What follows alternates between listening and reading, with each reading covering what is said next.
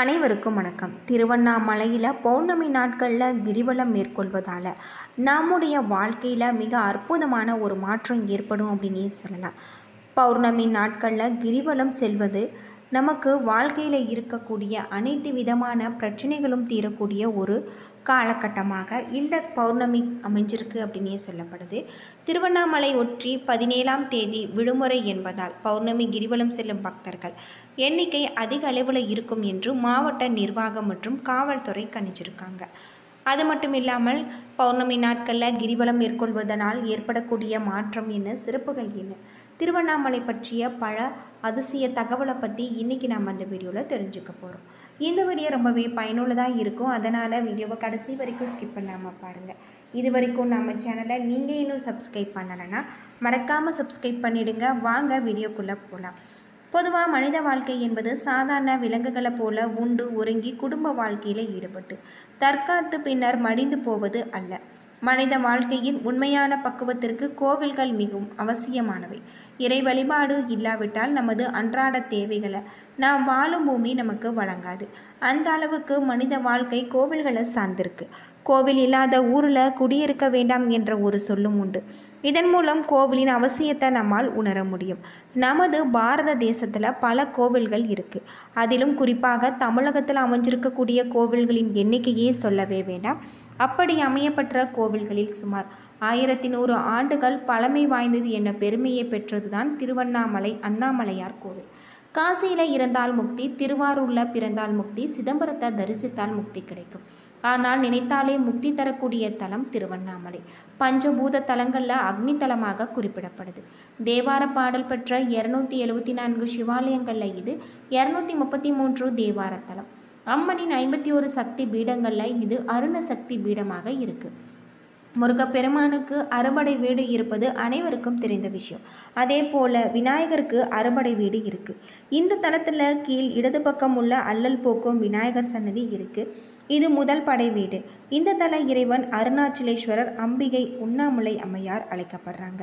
திருவண்ணாமலை அருணாச்சலேஸ்வரர் திருக்கோவில் சுமார் 25 ஏக்கர் பரப்பளவில் பிரம்மாண்டமாக அமைஞ்சிருக்கு. கோவிலில் 9 கோபுரங்கள் இருக்குது, 6 பிரகாரங்கள், 142 சன்னதிகள், 22 பிள்ளையார்கள், 306 மண்டபங்கள், 1000 தூண்கள் கொண்ட 1000 கால் மண்டபம், இதனடியில் பாதாளலிங்கம், 43 செப்பு சிலைகள், திருமண மண்டபம், அண்ணாமலையார் பாத மண்டபம் என அமைந்த கோவிலாக இருக்குது. படைக்கும் கடவுளான பிரம்மாவும் காக்கும் கடவுளான விஷ்ணுவும் தங்களில் யார் உயர்ந்தவர்கள் என வாக்குவாதம் ஏற்பட்டிருக்கு. இதை அறிந்த சிவபெருமான் அவர்கள் முன்பு ஜோதி வடிவில் தோன்றியிருக்காங்க. இருவரும் சிவனிடம் முறையிட்டிருக்காங்க. அப்போது சிவன் யார் தனது அடிமுடியை கண்டு வருகிறீர்களோ அவர்களே உயர்ந்தவர்கள் என கூறியிருக்காங்க. விஷ்ணு வராக அவதாரம் எடுத்து பூமிக்குள் சென்றிருக்காரு. அது போய்கொண்டே இருந்தது. திரும்பி வந்து சிவனிடம் தன்னால் கண்டறிய முடியவில்லை என்பதை ஒப்புக்கொண்டிருக்காங்க. பிரம்மா அன்னப்பறவையாக உருவெடுத்து சிவபெருமானின் முடியை கண்டு வர கிளம்பியிருக்காங்க. அவரால் காண முடியவில்லை. சிவபெருமானே முழு முதல் கடவுள் என்பதை உணர்ந்து கொண்டு அவரை வணங்கி நின்றிருக்காங்க. சிவபெருமானும் ஜோதி வடிவில் இருந்து ஒரு மலையாக மாறி காட்சி கொடுத்திருக்காங்க. அந்த மலைதான் கோவிலின் பின்புறம் அமைஞ்சிருக்கக்கூடிய அண்ணாமலை. பின்பு தன்னை வழிபாடு செய்வதற்கு ஏதுவாக லிங்கேஸ்வரராக காட்சி அளிருக்காங்க அப்படின்னு சொல்லலாம்.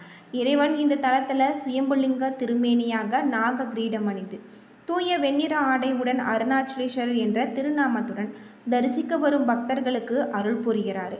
கருவறை கோஷ்டத்தில் ஈசனின் பின்புறம் லிங்கேஸ்வரர் எழுந்திருப்பதை நாம் காணலாம்.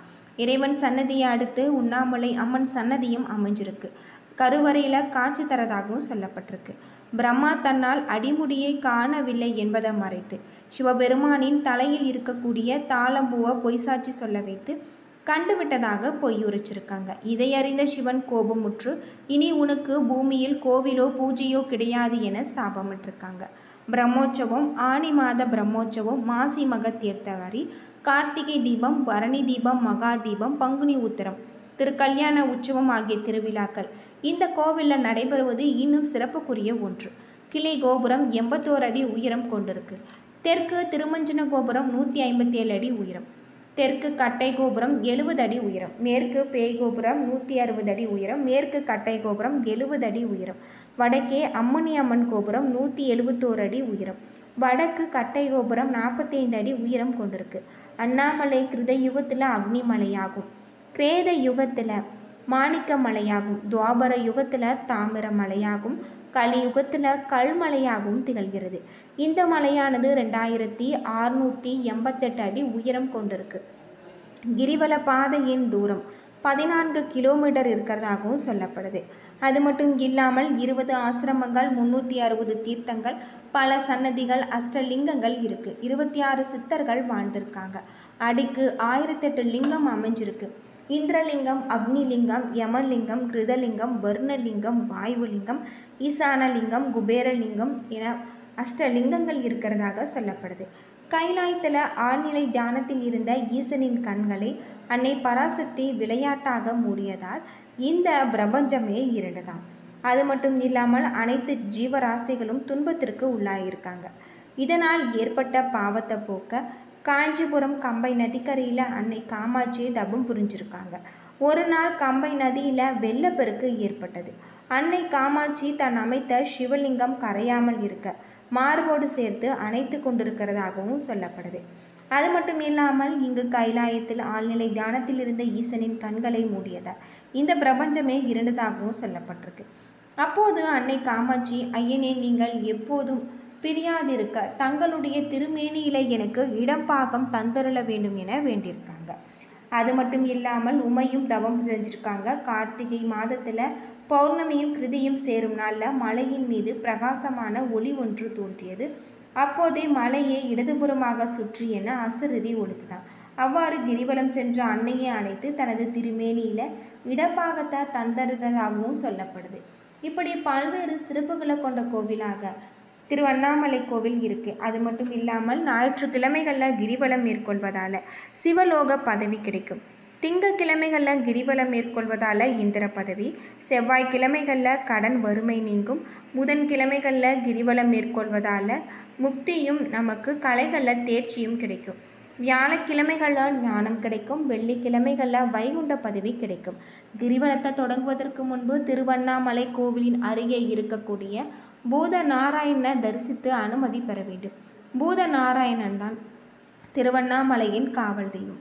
அவரை வணங்கிவிட்டு புறப்பட்டால் எந்தவித இடையூறும் இல்லாமல் கிரிவலத்தை முடிக்க முடியும் என்பது நம்பிக்கை. அது மட்டும் இல்லாமல் கிரிவலத்தின் 8 திசைகளிலும் ஒவ்வொரு லிங்கம் இருக்கு. கிரிவலத்தின் இந்த லிங்கங்களை வணங்கிவிட்டு தான் செல்ல வேண்டும். மலையை ஒட்டி நடக்காமல் இடது பக்கமாக செல்ல வேண்டும். நம்மோடு சித்தர்களும் நடந்து வருவாங்க என்று சொல்லப்படுது. இவர்கள்தான் நம் மனதில் நினைப்பதை இறைவனிடம் கொண்டு சேர்ப்பாங்க. அது மட்டும் இல்லாமல் கை கால்களை வீசிக்கொண்டோ பேசிக்கொண்டோ செல்லக்கூடாது. அமைதியாக மனதில் இறைவனை நினைத்து அண்ணாமலைக்கு அரோகரா என்று சொல்லிக்கொண்டே நம்ம செல்வது இன்னும் நிறைய சிறப்புகளை நமக்கு கொண்டு சேர்க்கிறதாக சொல்லப்படுது.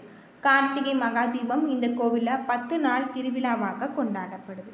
விழாவின் இறுதி நாளன்று மாலை 6 மணிக்கு இறைவன் மற்றும் இறைவிக்கு பூஜைகள் செய்யப்பட்ட பிறகு 10 தீபங்களையும் மோளத்தாளத்துடன் வெளியே எடுத்து செல்லப்பட்டு கொடிக்கம்பம் அருகே இருக்கக்கூடிய தீப கொப்பரையில் ஒன்று சேர்த்து எரிய விடுவாங்க.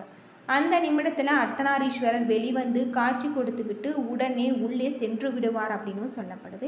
இது 2 நிமிட தரிசனம். அப்போது வாசல் வழியே பெரிய தீவட்டியை ஆண்ட மலையில் தயாராக இருப்பவர்களுக்கு சைகை காட்டுவாங்க. உடனே மகாதீபம் ஏற்றப்படும் அப்படின்னு சொல்லப்படுது. இப்படி பல்வேறு சுவாரஸ்யமான தகவலை கொண்ட கோவிலாக தான் திருவண்ணாமலை அண்ணாமலையார் கோவில் அமைஞ்சிருக்கு. என்ன நண்பர்களே, இந்த வீடியோ உங்களுக்கு பயனுள்ள தகவலை தந்திருக்கும்னு நினைக்கிறேன். வீடியோ பிடிச்சிருந்தால் லைக் பண்ணுங்கள், ஷேர் பண்ணுங்கள், கமெண்ட் பண்ணுங்கள். இது போல் தகவலை தெரிஞ்சுக்க நம்ம சேனலை மறக்காமல் சப்ஸ்கிரைப் பண்ணுங்கள். நன்றி நண்பர்களே.